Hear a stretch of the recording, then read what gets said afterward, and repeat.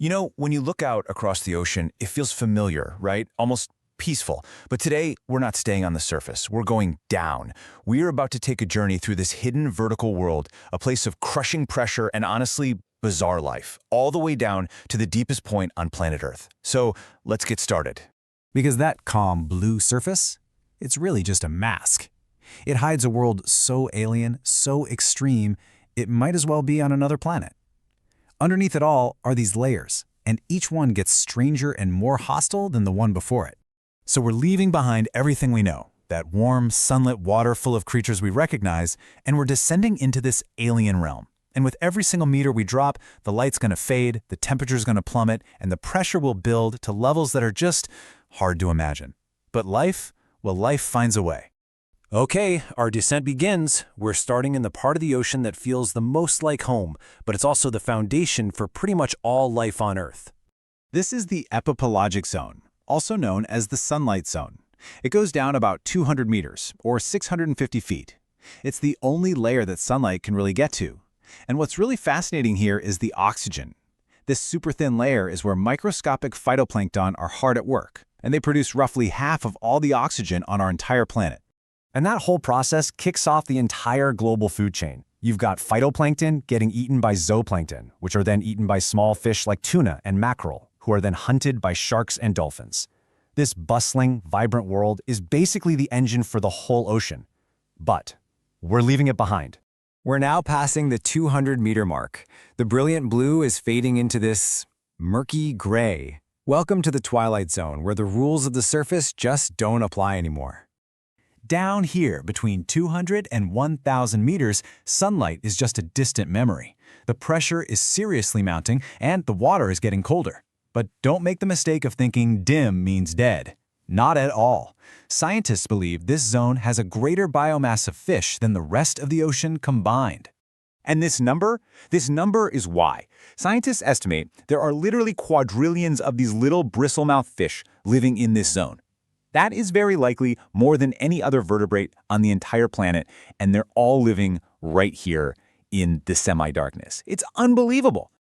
So think about it. Without sunlight, how do you see? Well, you make your own light. Bioluminescence becomes the language of the deep. It's this incredible chemical light show that creatures use for everything, from luring in a meal to finding a partner in the endless dark. This is also where we start to see something called deep-sea gigantism take hold. You see, food is really scarce, so evolution starts to reward size. The colossal squid, for example, can grow up to 14 meters long. That's 46 feet, totally dwarfing its cousins in the shallow water. But now we go deeper, beyond the last traces of twilight and into total absolute darkness. We've just passed 1,000 meters. The last photon of sunlight is gone. We are now in a world of absolute permanent night. This is the midnight abyss. Down here, stretching all the way to 6,000 meters, or about 20,000 feet, the temperature is just constant. It's a near-freezing 2 to 4 degrees Celsius. And the pressure? It's already enough to crush a military submarine like an empty soda can. And yet, life is here. And it is wonderfully weird. The famous anglerfish, you've seen it in the movies, dangles its bioluminescent lure to attract prey. The bearlie fish has a completely transparent head with eyes that look right up through its own skull. And then there's the tripod fish, which just props itself up on the seafloor on these 3 stilt-like fins and waits for food to drift into its mouth. I mean, it is the laziest but also most efficient hunting strategy you can imagine. And just to give you a sense of scale, the wreck of the Titanic lies at 3,800 meters, deep inside this zone. We think of that as being unfathomably deep, right?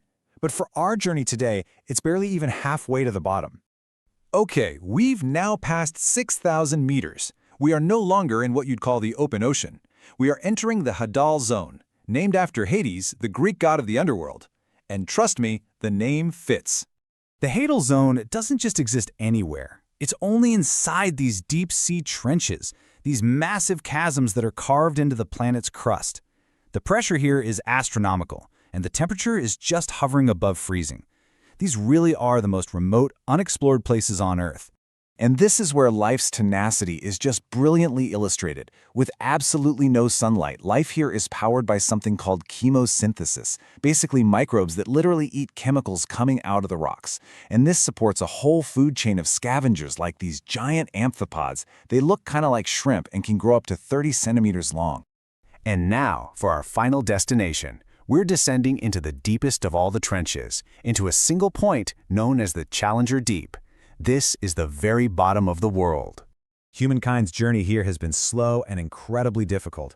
It was first discovered way back in 1875. The first humans didn't get here until 1960.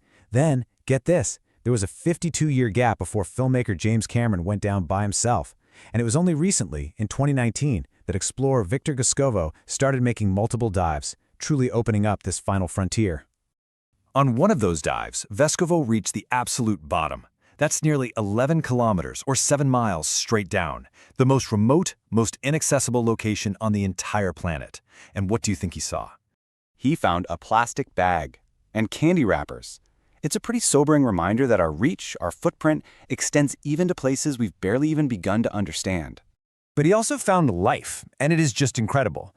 The Mariana snailfish, this translucent little creature that is the deepest fish ever discovered. He found amphipods that actually build aluminum into their exoskeletons for protection, and single-celled organisms the size of a football. Recent expeditions have found over 7,000 microbial species down here, and almost all of them are completely new to science. Our journey from the bright surface to the very bottom, it shows us something really important. The deep ocean isn't some barren wasteland. It's a dynamic, living world that we are only just beginning to comprehend. In total, only 27 people have ever been to the Challenger Deep, and humanity has mapped less than 1,000% of the deep ocean floor. It really makes you wonder, right? After everything we've just seen on this descent, what else is down there, waiting for us in the dark?